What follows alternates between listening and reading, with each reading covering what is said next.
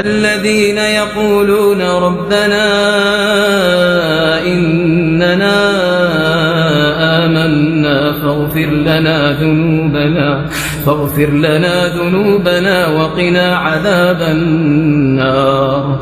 الصابرين والصادقين والقانتين